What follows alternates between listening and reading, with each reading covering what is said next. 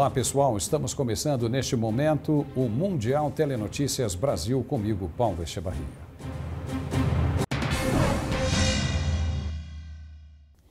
O governo dos Estados Unidos executou nesta quarta-feira Lisa Montgomery. Ela era a única mulher no corredor federal da morte. A execução de Montgomery marcou a primeira vez que o governo dos Estados Unidos colocou em prática a sentença de morte para uma prisioneira desde 1953. Vários tribunais federais contestaram a possibilidade de permitir a execução de Montgomery, de 52 anos, que inicialmente estava programada para ser morta por injeções letais. Montgomery foi condenada em 2007 no Missouri por sequestro e estrangulamento de Bob Joe Stinnett, que estava grávida de 8 meses. A assassina retirou o feto do útero da vítima e a criança sobreviveu. Os advogados de Montgomery pediram a clemência do presidente Donald Trump na semana passada. Eles argumentaram que ela cometeu o crime após uma infância em que foi abusada e repetidamente estuprada por seu padrasto e amigos e que deveria enfrentar prisão perpétua. 2 outras execuções marcadas para quinta e sexta-feira foram adiadas, pelo menos por enquanto, por um juiz federal em Washington. As execuções federais ficaram suspensas por 17 anos, mas foram retomadas no ano passado por Trump. Explaining why it is that this is a situation where President Trump should exercise mercy. And, one of the things that can be... E a posse presidencial nos Estados Unidos terá um esquema reforçado de segurança. Desde o ataque ao Congresso, a capital do país decretou estado de emergência.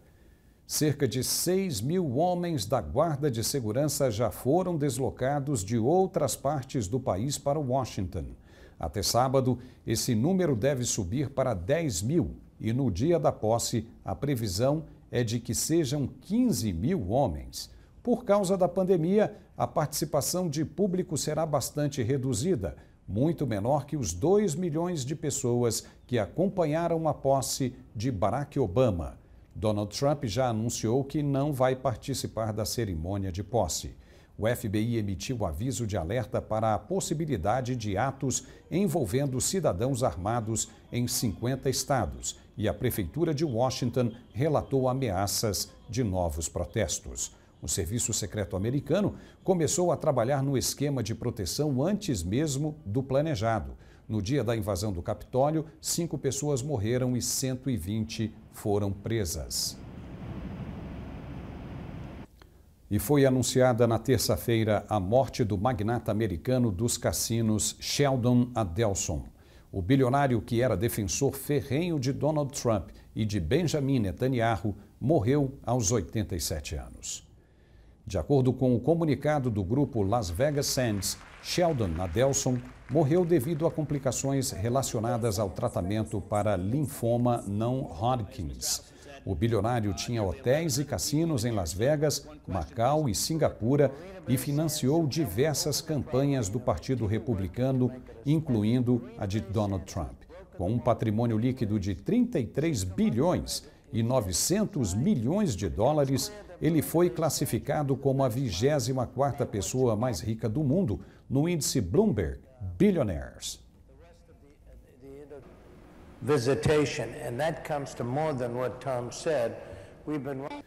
No Brasil, quase 205.000 pessoas já morreram de Covid-19. Em alguns casos, os óbitos acontecem em casa, por falta de vagas nos hospitais.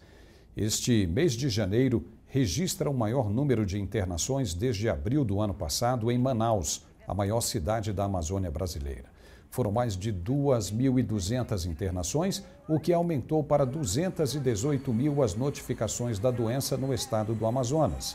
5.800 pessoas morreram e há filas para sepultamento nas portas dos cemitérios. Câmaras frigoríficas são usadas para conservar os corpos fora dos necrotérios lotados dos hospitais. O governo federal estuda priorizar a vacinação em Manaus para conter o avanço descontrolado da pandemia. O Brasil é o segundo país do mundo em número de casos e de mortes também.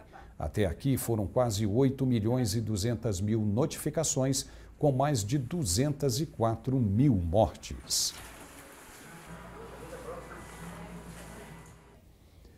Uma empresa francesa conseguiu autorização para vender corações artificiais na Europa.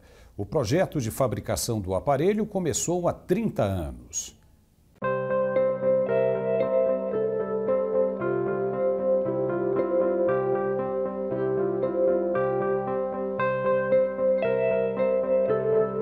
A fabricante de corações artificiais, Carmat, conseguiu autorização do órgão regulador europeu para iniciar a comercialização do coração artificial no segundo trimestre deste ano. O aparelho pesa 900 gramas, 3 vezes mais que um coração humano. Ele funciona a bateria e, segundo os fabricantes, pode trabalhar por anos. O projeto foi motivado pela escassez crônica de doadores para transplantes. A ideia nasceu há quase 30 anos e o objetivo era criar um aparelho que substituísse os transplantes de coração. Queríamos um aparelho que funcionasse fisiologicamente como um coração humano, pulsante, autorregulado e compatível com o sangue. Pulsatil, autorregulé e hemocompatível. Atualmente, cerca de 2.000 pacientes aguardam na fila de transplante em países como Alemanha, Itália, Inglaterra e Espanha. O coração artificial, por enquanto, está autorizado para servir como uma ponte, até que os pacientes consigam um doador. Mas a empresa espera que o produto possa ser usado de forma contínua para pessoas cujas condições de saúde as impedem de entrar nas listas de espera. Nos primeiros testes, a empresa teve problemas com a morte de pacientes, mas o coração artificial foi aperfeiçoado e hoje os riscos são bem menores. Em relação à cirurgia de implante, o índice de sucesso foi de 100% nos procedimentos já realizados. O aparelho deve custar inicialmente 150 mil euros. Vimos que nos últimos 50 anos houve muita inovação em vários campos. Se criamos um coração, podemos criar muitas outras coisas. Provavelmente haverá tecnologias mais inteligentes. Hoje, ainda estamos trabalhando em uma solução mecânica. Talvez em 20 ou 30 anos, será sobre terapias genéticas. O único limite é a nossa imaginação, só isso. La seule limite, c'est la limite de notre imagination, c'est tout.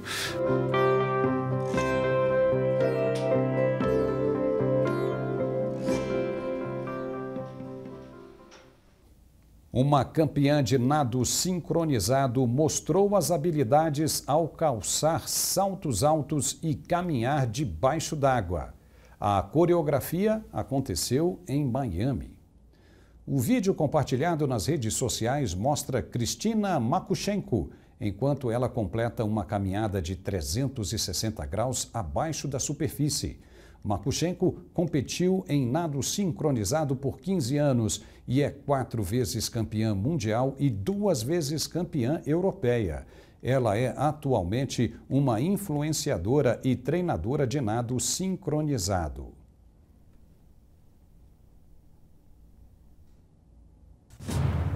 E agora vamos fazer uma pausa e voltamos na sequência com mais informações. Até já. Agora existe uma nova visão do mundo e um novo lugar para acompanhá-lo. Mundial Telenotícias.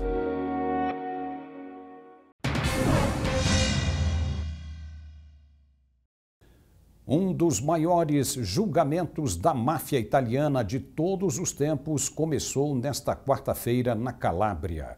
Mais de 330 suspeitos estão enfrentando acusações de extorsão, tráfico de drogas e roubo. O caso tem como alvo o clã 'Ndrangheta, com sede na própria Calábria, e é considerado pelos promotores como o grupo mafioso mais poderoso do país, até mais que a famosa Cosa Nostra da Sicília. O julgamento está sendo realizado em um call center adaptado na cidade de Lamésia Terme, com gaiolas de metal instaladas para os réus e fileiras de escrivaninhas para centenas de advogados, promotores e espectadores. No entanto, a audiência teve um problema imediato depois que 3 juízes designados para o caso pediram para ser afastados por envolvimento em aspectos anteriores da investigação. O pedido deles ainda será analisado por um tribunal separado, o que poderá atrasar os procedimentos por vários dias, afirmaram os advogados. Muitos dos acusados são trabalhadores de colarinho branco, incluindo advogados, contadores, empresários, políticos e policiais locais. E o Estado vai chamar 913 testemunhas e usar 24 mil horas de conversas interceptadas para apoiar as inúmeras acusações. A última vez que a Itália julgou centenas de supostos mafiosos simultaneamente foi em 1986, em Palermo, em um caso que representou uma virada na luta contra a Cosa Nostra, marcando o início do declínio acentuado do grupo criminoso. As novas descobertas sobre a Covid-19 em diversos países sugerem que a doença pode ter se espalhado pelo mundo muito antes que se sabe. Um relatório da Universidade de Milão apontou que as amostras de 40 pessoas coletadas entre setembro de 2019 e fevereiro de 2020 deram positivo para o coronavírus. Os pesquisadores acreditam que em setembro de 2019 já existiam casos de Covid-19 na Itália e em outros países europeus. Também foram encontradas no Brasil, na Espanha e na Itália evidências do coronavírus em águas residuais em datas muito anteriores ao surgimento da pandemia. A Universidade Federal de Santa Catarina, por exemplo, divulgou em julho um relatório em que foi detectado material genético do coronavírus em amostras de águas residuais coletadas em novembro de 2019. Cerca de 1.400.000 pessoas no sul de Madagascar vão precisar de ajuda alimentar este ano. Segundo o Programa Mundial de Alimentos da ONU, a ajuda vai ser necessária devido à seca que assolou o país nos últimos 3 anos. E a pandemia da Covid-19 ainda piorou a situação. De acordo com o relatório, se a seca persistir em 2021, as comunidades já castigadas têm poucos recursos para recorrer. O Programa de Alimentos das Nações Unidas fornece assistência alimentar para quase 500.000 pessoas com insegurança alimentar grave nos 9 distritos mais duramente atingidos. A ONU pretende aumentar a assistência para chegar a quase 900.000.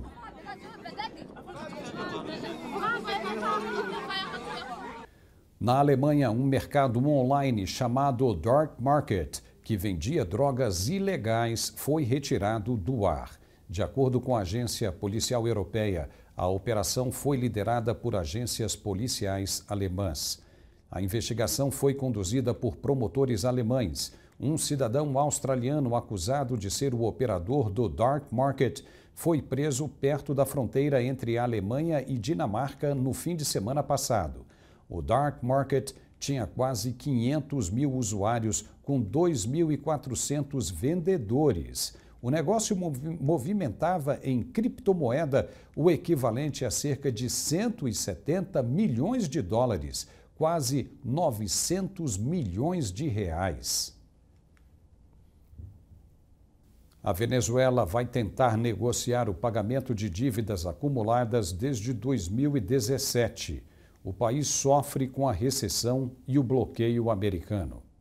O país sul-americano acumula 10 bilhões em dívidas junto aos credores. Numa sessão parlamentar, o presidente Nicolás Maduro se ofereceu para tentar uma negociação. A Venezuela vive dificuldades decorrentes da recessão e do bloqueio econômico de 6 anos dos Estados Unidos, que derrubaram cerca de 60% do PIB local.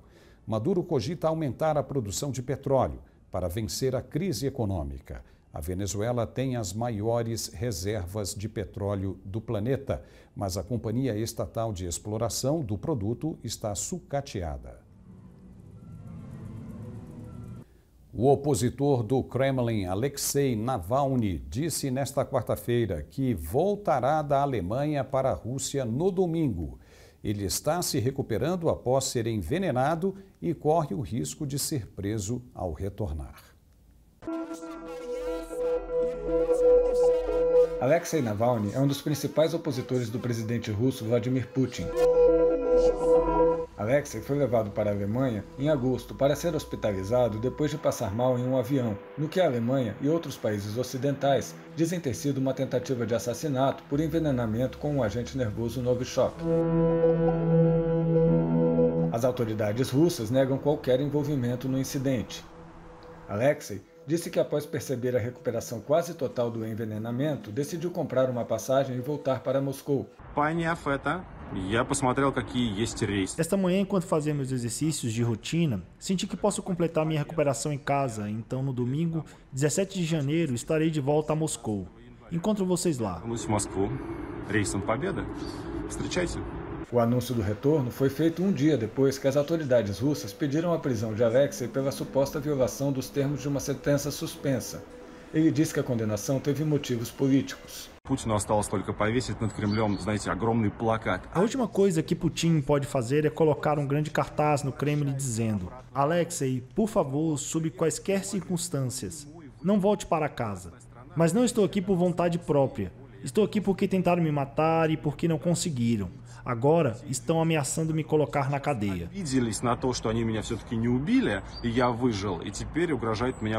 O Serviço Federal de Prisões da Rússia ordenou no mês passado que Alexei voltasse imediatamente e se apresentasse em um escritório de Moscou e que seria preso caso não voltasse a tempo. Alexei e aliados acusam as autoridades russas de tentar assustá-lo para que ele não retorne ao país antes das eleições parlamentares que vão acontecer em setembro. A Rússia disse que não encontrou evidências de que Alexei foi envenenado e negou ter tentado prejudicá-lo.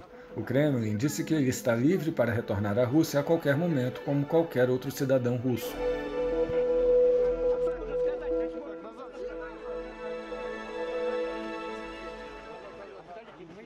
O inverno diverte os animais de um zoológico na Estônia. Além da neve, eles têm o desafio de procurar petiscos. O zoológico da capital, Tallinn, foi presenteado com um estoque de árvores de Natal descartadas depois do período de festas de fim de ano. Os tratadores, então, decidiram brincar com os animais. Eles esconderam petiscos dentro das árvores, respeitando a dieta de cada bicho. A diversão ficou ainda maior por causa da camada de neve acumulada nos recintos. Mesmo os animais acostumados ao calor, como os elefantes e rinocerontes, parecem ter gostado da ideia. Mas quem mais se divertiu mesmo foi o urso polar, que pôde deitar e rolar antes de abocanhar um bom naco de carne.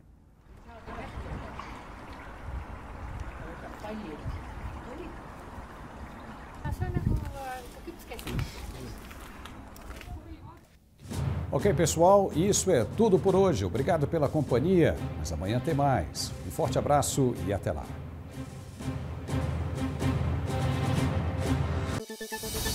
Com apenas um dedo, você abre a porta do mundo para a informação verdadeira, objetiva e sem censura.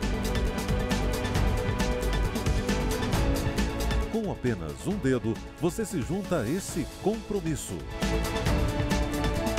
Você vê o resultado de nosso trabalho, a sua nova visão do mundo. Mundial Telenotícias Brasil.